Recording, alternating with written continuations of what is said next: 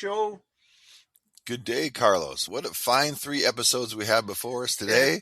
It is. It's my favorite time of week. I get to talk about the boys at Carver High on the White Shadow. Yeah, and we get to see that Ken Reeves coming into his own as he has moved to L.A. I would have thought, here's an obscure TV, actually not that obscure, but 70s reference. I would have thought that the stud of the TV in the 70s was Jack Tripper. But I think Ken Reeves, we'll get into it in these episodes, I think is giving him a run for his money. Oh, yeah. And it'll become self-apparent as we talk about it. So, yeah. So that first episode that we're going to talk about is The Lynx, which is, we see that Coach Reeves has been invited out to go golfing with his brother-in-law, who is newly joined the club. Brother-in-law is doing well. He's got himself a membership now at the fancy new country club. Yeah. And they're playing a little golf. Yeah. And Ken Reeves gets into as they mentioned several times, the 19th hole. Yes. And he was one of his playing partners that he was going against asked him to see if he wanted his team members to come out. Yeah. Not realizing I imagine that he was even though Ken tried to clarify this. But he did. He goes, no, it's not. Yeah. I can't remember the exact words, but Ken is like, oh, no, you've got a mistaken impression of my school. It's not a prep school. What's interesting to me, part of me was like, going, that's just really weird. But there is a kind of person that is so starstruck by celebrity that befriending a former half-ass pro basketball player is the kind of thing you would do. You know what I mean? It's like, my friend Kenny played for the Bulls. You know what I mean? People like that. There are just people like that. So I like going, okay, that's realistic. But at first I thought we were going to get fish out of water here, but this is probably the most I've been outraged so far. It was an episode where obviously it deals with racism, and this is 1980, the beginning of 1980. And it was how they handled the show there was nothing like outrage. It was skirt around it.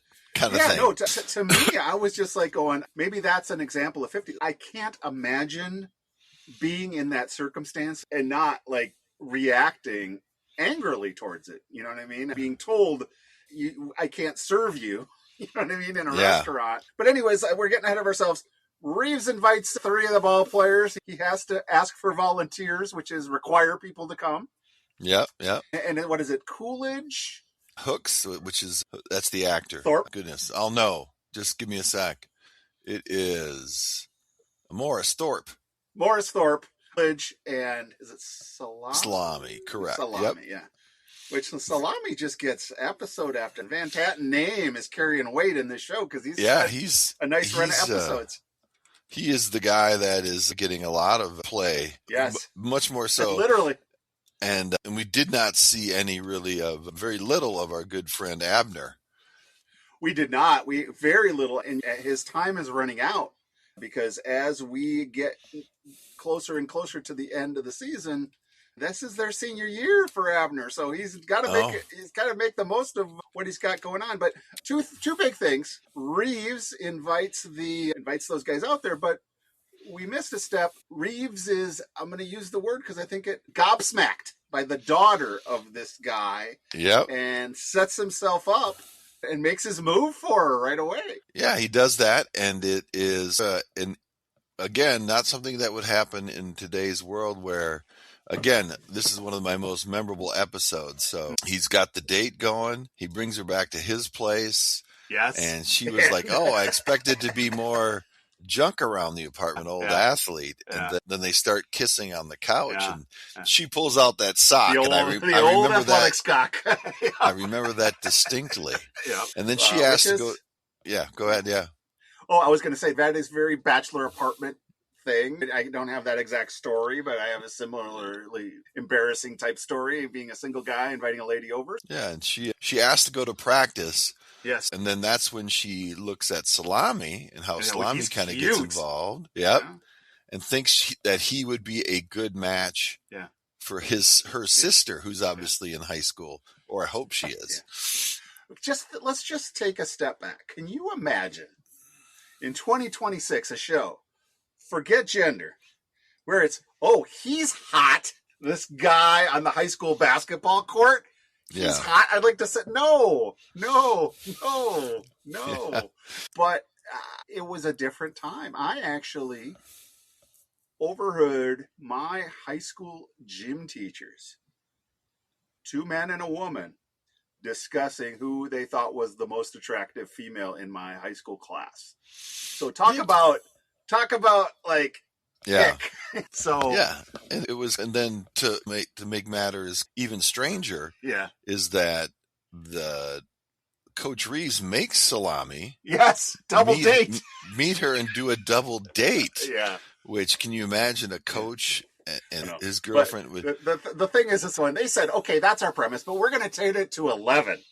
And Reeves' car, which never works, she's unable. This episode again, it's not working, and so Salami needs to drive Hotel California, the Hotel California, to the drive-in.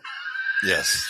Ken Reeves and his date are in the back seat, and Salami and his date, and she's having none of Salami. She thinks she's sister wants nothing to do with this guy she's been set up with. Yeah. Until the tried and true orphan story. The orphan. I've never used that. That's never been part of my game, the orphan story. And then we need to remember that Salami, now that he's like, whoa, we're on a double date. Hey, Kenny, pass me some popcorn. Kenny, there should be a blanket back there. And I think, what did Reeves said? You call me Kenny one more time. I'm going to break something to the effect. Yeah. He was threatening that. So it was so that was humorous. And then how that date ended was the rest of the team showed up in a van that we've never seen before. I'm not even sure who drove it. Yep. And we're giving them a hard time on the date. And Coach Reeves just said, just get this thing out of here. Yep. Yeah, exactly. Get us out of here, Salami. I want to back up one thing, because early in this episode, we have more of Thorpe doing Howard Cosell. Oh, yes, that's right. When they're kind of doing the baseball. They were doing baseball on the basketball court. But the best thing is they make an obscure, to me it is, reference to a very obscure Saturday Night Live character played by Garrett Morris, Chico Escuela. Oh, that's right. Because baseball being very good to me. So I thought just a little shout out to Chico Escuela. That's right. Character by Garrett Morris on the original SNL. Yeah, I saw that. I thought that was pretty culturally relevant at the time. There was another part in another episode where I thought they talked about that, but maybe that was sports related. I can't remember, but it was. I remember that, and even the voice. It brought me back to Saturday Night Live from those days. Yeah.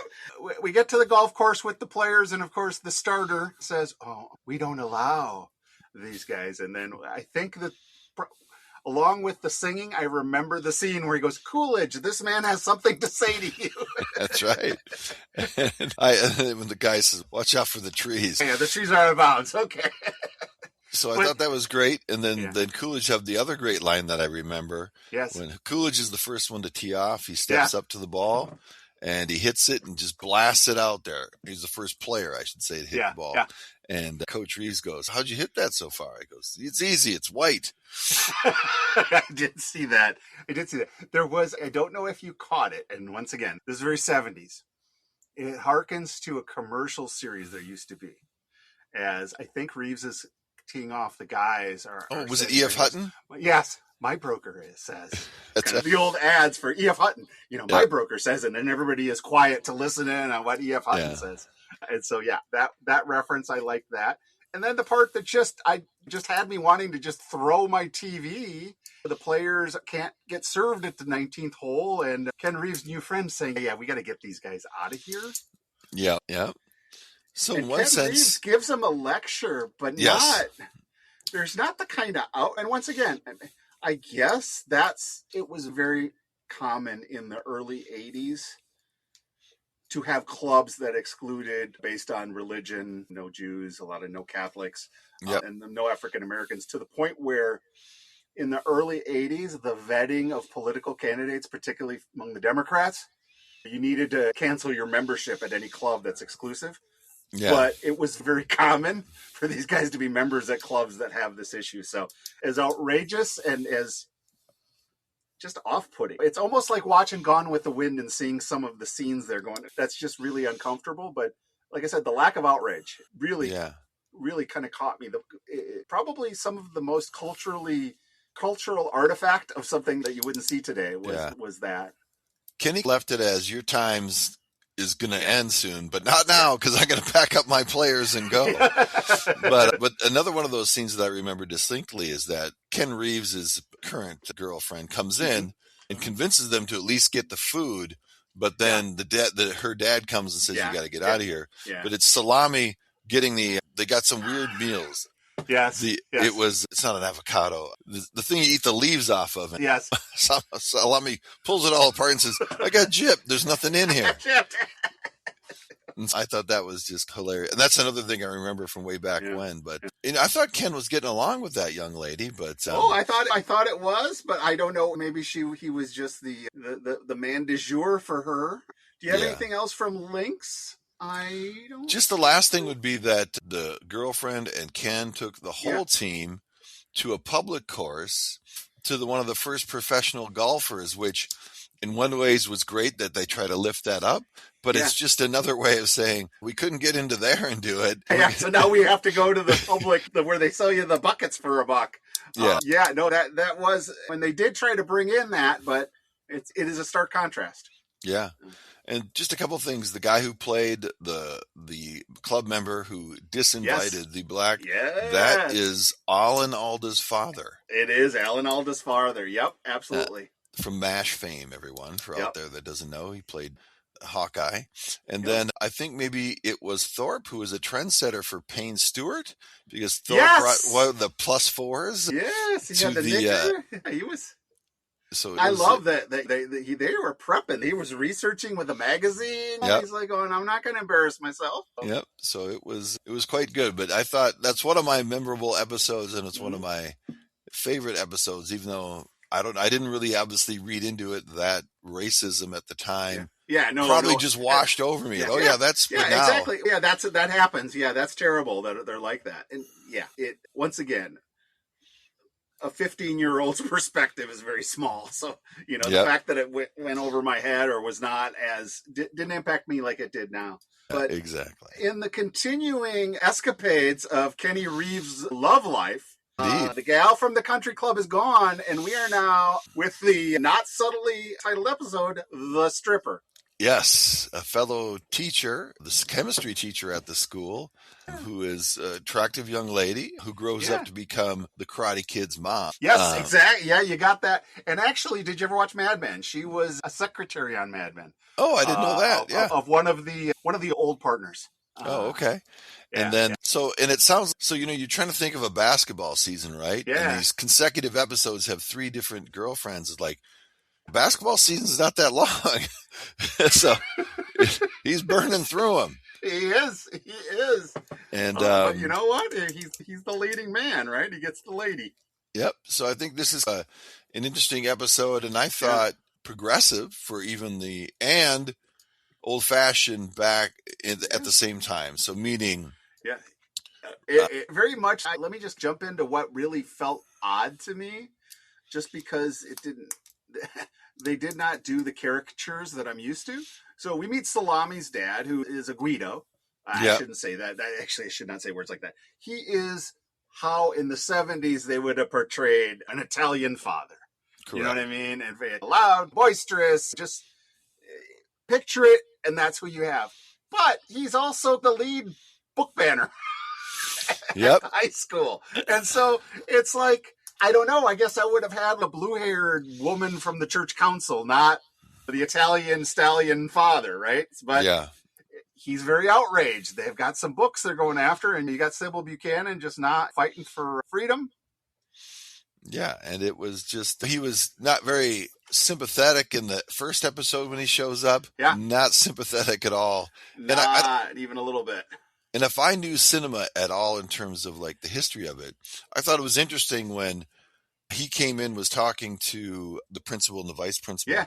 They had their kind of backs to him, right? The whole time. Yeah. And I wonder if that was like harkens back to some other previous, like, I'm going to go look at that because I'm trying to think what you would be trying to say if you do that. That is interesting. Yeah. So I just thought maybe that was something that happened was like a takeoff from another movie or TV show, which I thought was interesting. I'm gonna have to look at that. Maybe somebody was trying to do something fun with the directorship. Let me ask you this. I almost wanted to go back, but I'm pretty sure, if not the first, one of the only episodes that contains zero basketball. Oh. I don't think there's any basketball in The Stripper. There is. Remember that they have the game. Okay, that's right. They have the game, and Salami comes into his office and say, "Hey, we're going to go celebrate, Coach. Do you want to come with us?" It's Coolidge's birthday. That's right. Yeah. Ken Reeves is dating the chemistry teacher, who also happens to be a dancer, a ballerina. They're out on a date. He's like, "Hey," and he says, "Let's go to the adult club." And Ken Reeves is like, "No, you don't want to go there." No. She's like, "Yeah, come on." He's like, "Let's go to Papillon." Yeah, Papillon, yeah. And so they go, and Reeves is like, "Let's get out of here." So much discomfort as there's a woman dancing. It is very much a vaudeville and not a strip club that anybody would think of. Exactly. At all. It wasn't full nudity, basically. It was not. But still, Ken Reeves, wow, talk about being uncomfortable. He could not get out of there fast enough. And the gal's like, "No, here's your drink. I'll be back." And he's like, "Wait, what?" Yep. And then there's this dancer dancing, and he's got his beer, and he doesn't want to look at her, and he doesn't know what he's supposed to do, and he's on a date. Feel for Ken Reeves. A lot of discomfort going on there.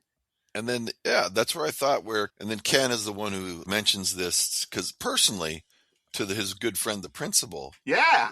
And I thought Ken was showing an unsympathetic light, because maybe it was his girlfriend, and he wasn't very progressive about, it wasn't new dancing. Yeah. So the principal and Joan Pringle, the chemistry teacher, invites them to see her perform. Yeah. And once they've done that, the principal and the vice principal had no problem with her doing it, which obviously surprised Ken. Yeah. I thought that was nice and progressive. Obviously, they're hearkening back to law school. The old lot of pornography cases the Supreme Court handled in the 60s, and a lot of it was whether something had artistic value. Yeah. And what's art and what's porn? And there's the famous Hugo Black line where I know it when I see it. Yeah. And so they said, and this was kind of that era, you would have nudity in hair, and that was like outrageous. And it was like, we need to find a different category for that. And so I think maybe they're saying that this was more artistic. It looked to me like there was an episode of Happy Days. Yeah. Where Mr. Cunningham goes to a strip club once, and it's the same thing. You know what I mean? It's not, there's nothing artistic about this, I don't think. But once again, the principal and Miss Buchanan are like totally cool with it. Yep. And so it was. And so we got Coolidge's birthday. Yep. Reeves is still trying to figure out if he can deal with it. And he gets the worst advice. The worst advice a man has ever gotten from his brother-in-law, who says, "Women love ultimatums. Just give her an ultimatum. Taking charge. You got to take charge, Ken. Tell her, I forbid it." Yep. And even in 1980, that wasn't going to work. I was just thinking to myself, "Oh, son, you know what I mean? It's when there's going to be a train wreck, and I'm probably going to watch." Yep. But while the Carver High kids are off, they got a hookup. Coolidge, the bouncer at the Papillon, acts as if Coolidge has saved his life. "Anything for you, Cool," here, and gives him some money. $10. And lets him in, and right off the bat, they're like, "That's our chemistry teacher." That's right, up there dancing. And Coolidge had to pay for the beer. It was $10 for 2 pitchers, kind of showing you what the cost was for some of these things at the time in 1980. Yeah. And and the chemistry teacher is up there, and I don't remember, was New York there? I can't remember if he was there at the strip club. I remember Salami was. I think he was. Well, he was because in the classroom after the fact, he's the one goading the teacher. This is actually, she doesn't do what they do in, what's the football movie I'm thinking of? With Dawson from Dawson's Creek. Oh, yeah, I know. Anyways, there's a movie where they all go to a strip club, and it's their teacher is there. But they all end up having a beer together, and they're like, "Remember, guys, this is our secret." So apparently she didn't get that, because they get back to school and they can't shut up about, "Hey, we saw our chemistry teacher stripping." And of course, Salami's father finds out about it. Yep, Nick and who's New York and Salami Yeah. actually tell him Yep. when they get back from the club while he's making Yep. some sort of large sandwich. As you would expect him to do. Yep, and then it's Nick, New York, who puts it on the board. Yep. And causes it to get spread around school. Yeah, to basically, everyone. what does it say? Take it off or something like that on the board. Yep, take it off, take it all off. And then, of course, he's the one who says, isn't it show and tell on Fridays? Yeah. And so... the kind of thing that my dad would have slapped me upside the head Yeah. for saying. I was never slapped upside the head by my dad because I wasn't as stupid enough to say something like that might make my dad slap me upside the head. But yeah, that was just kind of... You get it. It's like boys being boys kind of stuff, but it's no, don't do that. That's not cool. Yeah. And so it was. But yeah, Miss Buchanan says, yeah, it's going to school board now. Huh. Nothing I can do for you. Yep. And she then resigns, of course. Yeah. But there's that touching moment when Ken is speaking with the other performer in the dressing room waiting for her to come back. Yeah. That saying, hey, confirming with Ken that she's a great person. Yeah. And she comes off stage and they go out for a late dinner. And the next episode, never to be seen again. Never to be seen again. But I did find it was a cute kind of a thing as Ken Reeves is waiting in the dressing room for his gal to come. He's talking to one of the dancers, and of course she's looking for business. She's like, hey, do you own or rent? Oh, yeah. So clearly she's a realtor.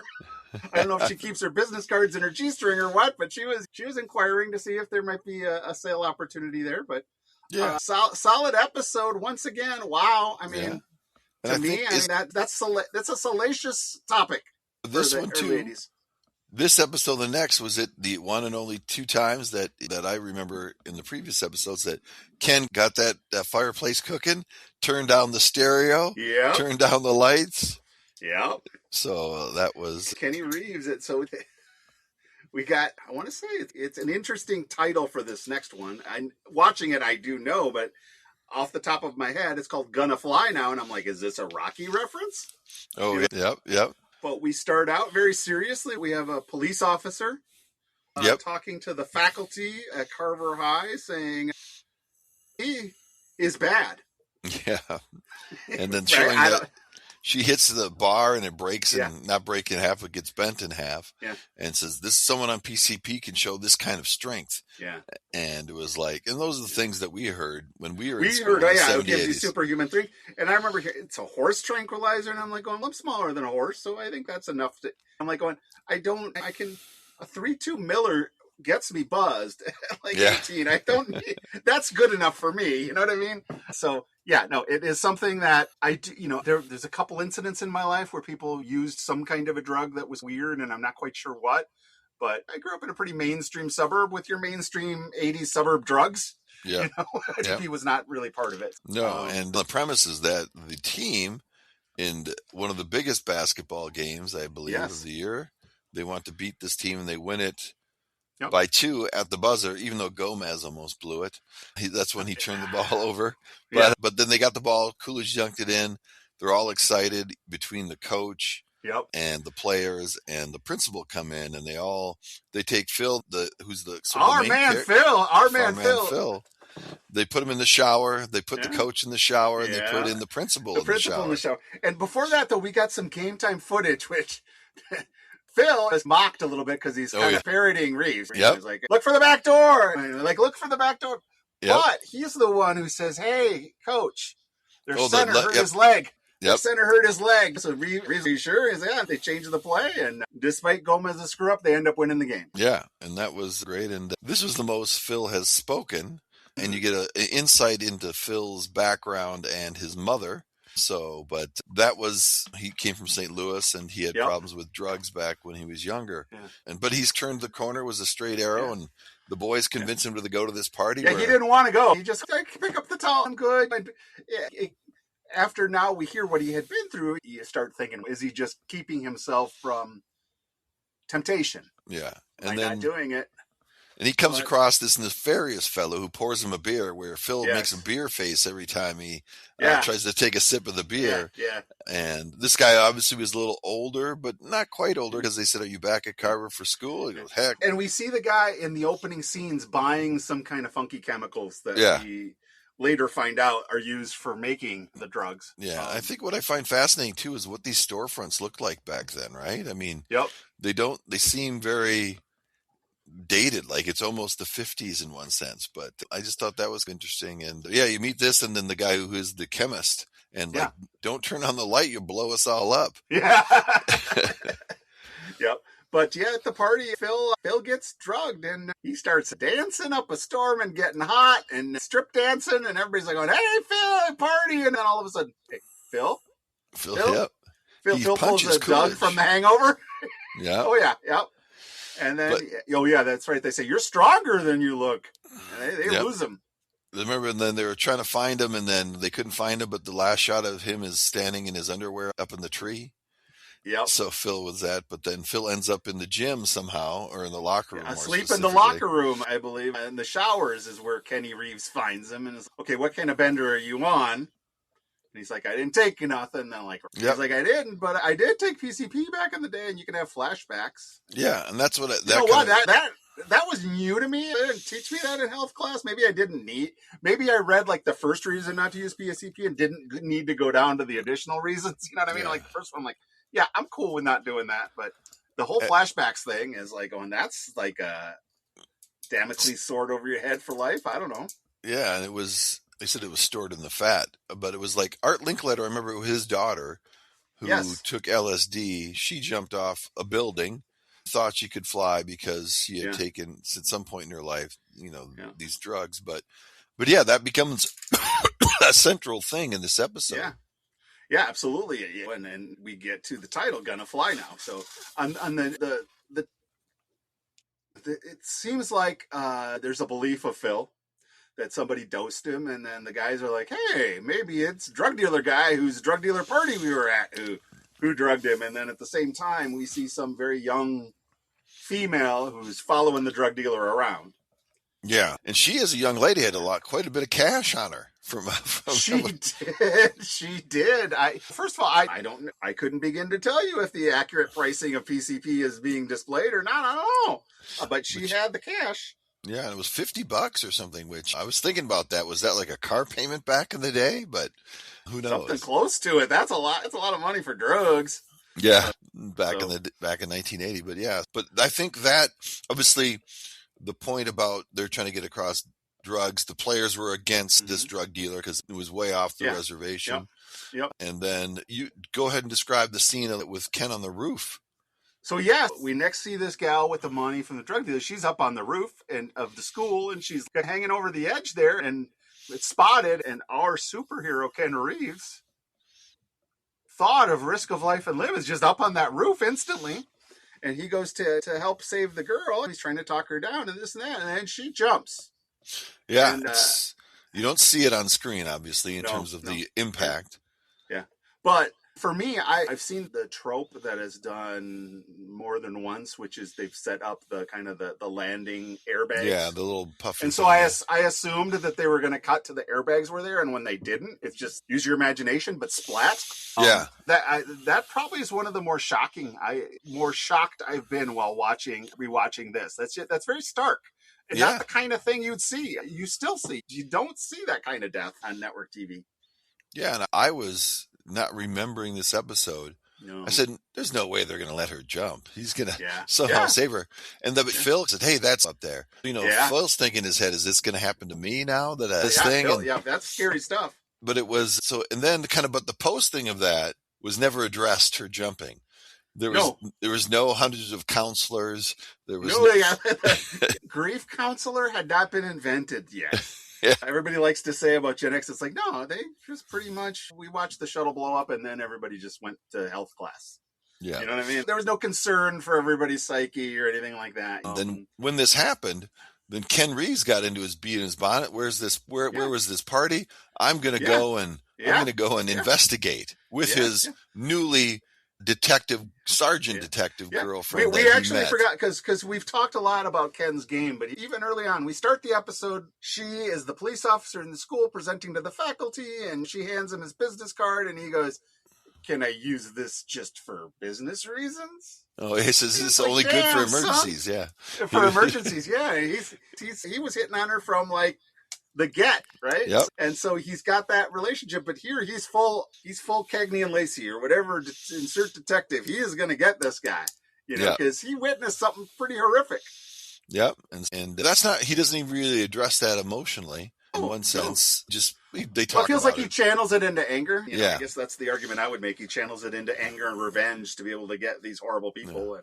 And he finds that bottle of whatever it is that makes the PCP. In the garbage. Yeah. And he gives it to her and says, let's go take a look. And now we got probable cause. And I was wondering, Carlos isn't going to like this kind of investigation. Yeah, no, it doesn't. Once again, I'll give you the caveat I gave you personally between us earlier. I can only speak to what the law was 35 years ago when I was in law school. All bets are off now.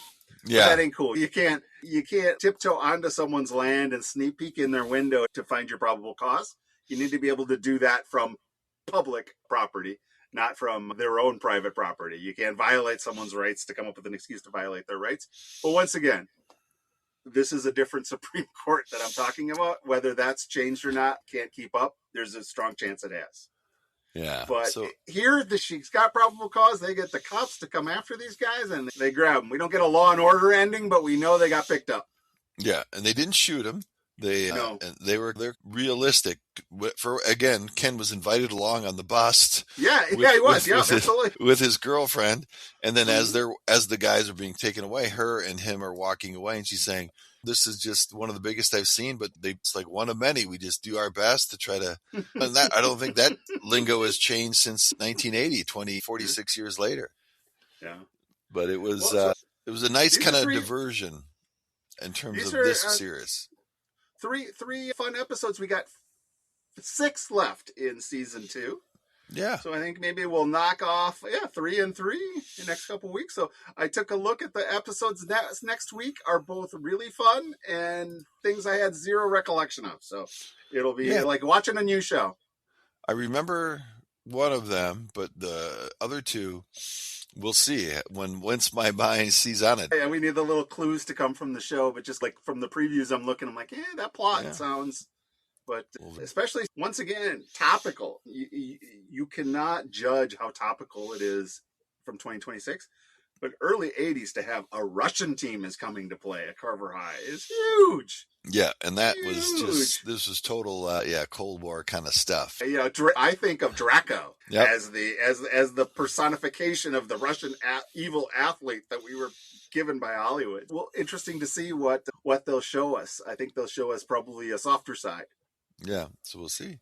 That's good. And folks out there, all our good friends in France, that's the second international.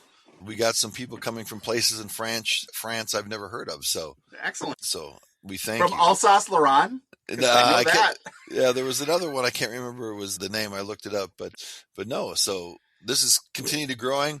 Check out our social media page, Facebook. We try to keep stuff up there every day is kind of our goal. We are building up a nice repository of nostalgia for the White Shadow. Yeah. And then as we move on to other shows, we'll continue to build it, and hopefully you can add to it. Please send us suggestions, comments, leave feedback, whatever you want us to do. We want to react. We're having fun doing the show, but we want to include stuff that other people want to watch too. Very good. Carlos, it was a good time today, and absolutely. We'll speak next week on the next episode. All right. Take care, Joe. You too. Bye, everybody.